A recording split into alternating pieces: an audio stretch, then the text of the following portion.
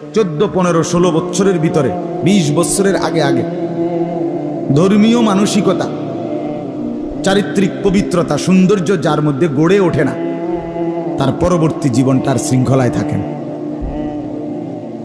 এই সময়টা টার্নিং সময়।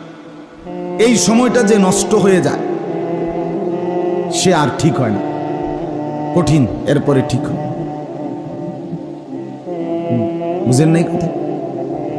একবারে ছোট হয়তো অনেক কিছু বুঝে না, কিন্তু 12, 13, 14 বছর হয় যখন, তখন মাত্র সে সাবালক হয়, শাহওয়াত জাগে, ভিতরে কামনা বাসনা তৈরি হয়, সব কিছু সুন্দর লাগে।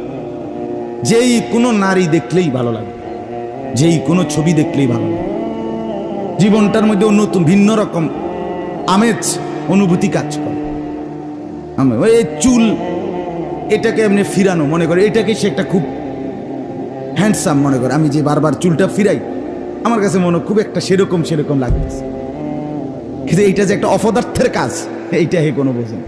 যে এটা তোমার ব্যাককল, তুমি তোমার চুল তুমি নিজেই এরকম করতো, এটার দ্বারা অন্যের কি আছে যায় এতে? এটার দ্বারা অন্যের কি? অন্যের দোকান খোলে না অন্যের দোকান বন্ধ হয় এটার দ্বারা? তোমার বোঝেন নাই কথা? কিন্তু এটা তার উপলব্ধিতে কাজ করে। সে দাঁড়াইয়া পেশাব করাটাকে সেরকম মনে হয়, যে আমাকে সেরকম মনে হয়। হ্যাঁ অবশ্যই সেরকম, মানে কুকুর, তোমারে কুত্তার মতো মনে হয়, ঠিকই তো আছে, ঠিকই আছে, তুলনা তো করাই যায়, করাই যায়। কথা বুঝেন নাই?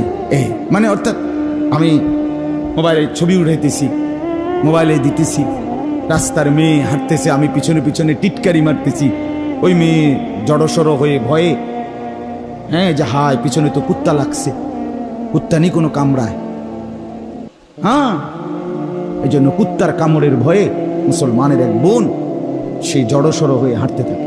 আহ হায় কুকুর, তোকে তো ওই মেয়ে কুত্তা মনে করে,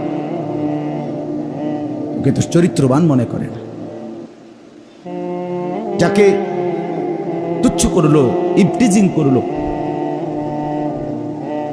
সেই ছেলেটাকে তো সমাজ হাইওয়ান মনে করে, জানোয়ার মনে করে, অসভ্য মনে করে। জীবনের আর মূল্য রইল কি? আমার জীবনের আর বৈশিষ্ট্যটাই কি? আমাকে আখেরাত তো পরের কথা, আমাকে